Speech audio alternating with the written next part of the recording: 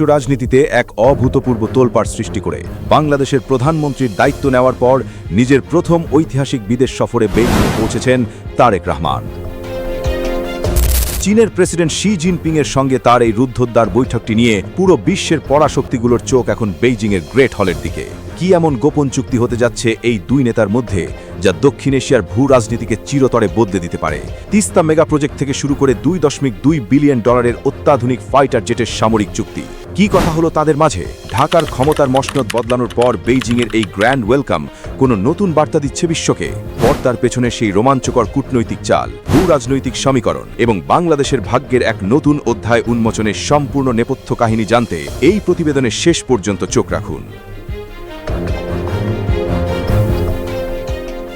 বাংলাদেশের রাজনৈতিক ইতিহাসে এক নতুন যুগের সূচনার পর আন্তর্জাতিক কূটনীতির সবচেয়ে বড় পরীক্ষাটি অনুষ্ঠিত হচ্ছে চীনের মাটিতে। গত 17 ফেব্রুয়ারি বাংলাদেশের প্রধানমন্ত্রীর দায়িত্ব গ্রহণ করেন তারেক রহমান। দায়িত্ব নেওয়ার পর থেকেই আন্তর্জাতিক অঙ্গনে বাংলাদেশের নতুন পররাষ্ট্রনীতি কেমন হবে তা নিয়ে ওয়াশিংটন থেকে দিল্লি সবখানে ছিল ব্যাপক জল্পনা কল্পনা। মালয়েশিয়ায় একটি সংক্ষিপ্ত ও সফল সফরের পরপরই প্রধানমন্ত্রী তারেক রহমান পা রাখলেন বিশ্বের অন্যতম পরাশক্তি চায়নার মাটিতে। 4 দিনের এই হাই ভোল্টেজ সরকারি সফরটি কেবল একটি সাধারণ দ্বিপাক্ষিক সফর নয়, বরং একে দেখা হচ্ছে বাংলাদেশের ইতিহাসের অন্যতম বড় কৌশলগত ও অর্থনৈতিক টার্নিং পয়েন্ট হিসেবে।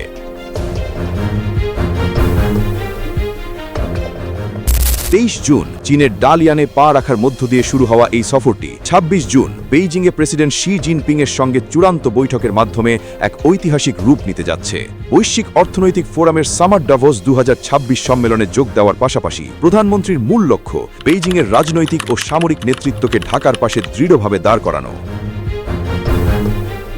বেইজিংয়ের গ্রেট হল অব দ্য পিপলে যখন বাংলাদেশের প্রধানমন্ত্রী তারেক রহমান এবং চীনের প্রেসিডেন্ট শি জিনপিং মুখোমুখি বসবেন, তখন আলোচনার টেবিলে থাকবে এক গুচ্ছ মেগা প্রজেক্ট এবং ভূ রাজনৈতিক সমীকরণ। এই বৈঠকে দুই নেতার মধ্যে প্রধান যে বিষয়টি নিয়ে কথা হতে যাচ্ছে তা হল তিস্তা মহাপরিকল্পনা বা তিস্তা মেগা প্রজেক্ট। উত্তরবঙ্গের কোটি কোটি মানুষের ভাগ্য জড়ানো এই নদী শাসন ও উদ্ধার প্রকল্প নিয়ে দীর্ঘদিন ধরে স্থবিরতা ছিল। চীন এই প্রকল্পে বড় ধরনের অর্থায়ন ও কারিগরি সহায়তার জন্য সম্পূর্ণ প্রস্তুত। প্রেসিডেন্ট শি জিনপিংয়ের সঙ্গে বৈঠকে তারেক রহমান এই মহাপরিকল্পনার দ্রুত বাস্তবায়নের উপর জোর দেবেন, যা বাংলাদেশের কৃষি ও অর্থনীতিতে এক বৈপ্লবিক পরিবর্তন আনবে। এর পাশাপাশি গভীর সমুদ্র বন্দর উন্নয়ন, ঢাকা চট্টগ্রাম বুলেট ট্রেন প্রকল্পের সম্ভাব্যতা যাচাই এবং দেশের অবকাঠামোগত উন্নয়নে চীনের বেল্ট অ্যান্ড রোড ইনিশিয়েটিভের অধীনে নতুন করে বিলিয়ন বিলিয়ন ডলারের সফট লোন বা সহজ শর্তের ঋণের বিষয়ে বিস্তারিত আলোচনা চূড়ান্ত হবে। অর্থনৈতিক আলোচনার পাশাপাশি এই সফরের সবচেয়ে বড় এবং চাঞ্চল্যকর অংশটি হল দুই দেশের মধ্যকার সম্ভাব্য প্রতিরক্ষা বা সামরিক চুক্তি।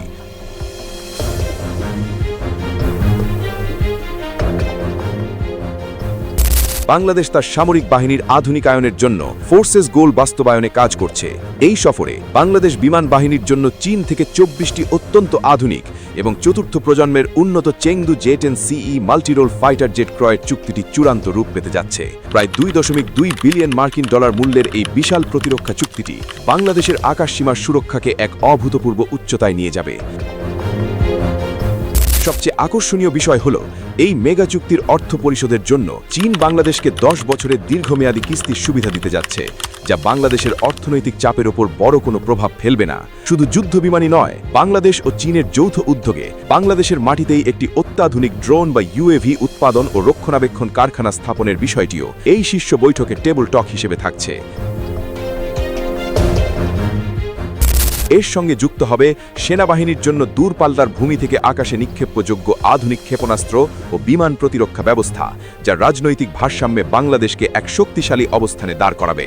এই ঐতিহাসিক সফরে কেবল অর্থনৈতিক বা সামরিক চুক্তিই নয়, দুই দেশের মধ্যে প্রায় 15 থেকে 17টি চুক্তি ও সমঝোতা স্মারক বা MOU সই হতে যাচ্ছে। এর মধ্যে বাণিজ্য, বিনিয়োগ, উন্নত প্রযুক্তি হস্তান্তর এবং কৃষি খাতের আধুনিকায়ন অন্যতম। তবে গুঞ্জন চলছে বাংলাদেশ ন্যাশনালিস্ট পার্টি বা বিএনপি এবং কমিউনিস্ট পার্টি অফ চায়না বা CPCর মধ্যে দীর্ঘমেয়াদী রাজনৈতিক সম্পর্ক ও সমঝোতা মজবুত করার একটি বিশেষ স্মারক নিয়ে। চীনের কমিউনিস্ট পার্টি সবসময়ই বাংলাদেশের নতুন সরকারের সঙ্গে একটি টেকসই ও দীর্ঘস্থায়ী সম্পর্ক বজায় রাখতে আগ্রহী।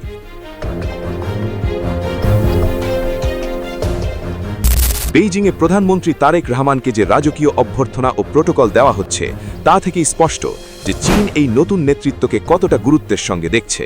দুই দেশের নেতারা দ্বিপাক্ষিক বাণিজ্য ঘাটতি কমিয়ে আনার লক্ষ্যে বাংলাদেশি পণ্যের জন্য চীনের বাজারে 100% শুল্কমুক্ত সুবিধা বৃদ্ধি এবং বাংলাদেশে আরও বেশি চীনা শিল্প কারখানা স্থানান্তরের বিষয়ে একমত হবেন, যার ফলে দেশের লাখ লাখ তরুণের জন্য নতুন কর্মসংস্থানের সুযোগ তৈরি হবে। ভূরাজনৈতিক দৃষ্টিকোণ থেকে এই সফরের গুরুত্ব অপরিসীম।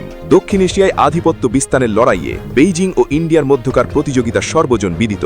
এই পরিস্থিতিতে বাংলাদেশের প্রধানমন্ত্রীর প্রথম বড় বিদেশ সফর হিসেবে চীনকে বেছে নেওয়া আন্তর্জাতিক রাজনীতিতে এক বড় বার্তা।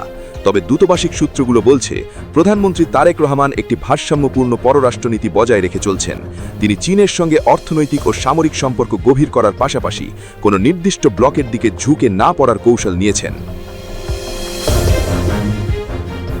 বেইজিংয়ের বৈঠকে চীনের প্রস্তাবিত 4টি বৈশ্বিক উদ্যোগে বাংলাদেশের অংশীদারিত্বের বিষয়টি নিয়ে আলোচনা হলেও ঢাকা তার নিজস্ব জাতীয় স্বার্থকে সর্বোচ্চ প্রাধান্য দিচ্ছে। ডালিয়ানের সামার ডাভোস সম্মেলনে জলবায়ু পরিবর্তন ও গ্লোবাল সাউথের নেতৃত্ব নিয়ে বক্তব্য দেওয়ার পর প্রধানমন্ত্রী বেইজিংয়ে শি জিনপিং এবং অন্যান্য শীর্ষ নেতাদের সঙ্গে যে বৈঠকগুলো করছেন তা বিশ্ব গণমাধ্যমের প্রধান শিরোনামে জায়গা নিয়েছে। বিশ্লেষকরা মনে করছেন, এই সফরের সফল সমাপ্তি বাংলাদেশের বৈদেশিক মুদ্রার রিজার্ভের ওপর চাপ কমাতে, মেগা প্রজেক্টগুলোর অর্থায়ন নিশ্চিত করতে এবং আঞ্চলিক প্রতিরক্ষায় এক নতুন যুগের সূচনা করতে সক্ষম হবে, যা ঢাকাকে আন্তর্জাতিক অঙ্গনে এক নতুন উচ্চতায় আসীন করবে।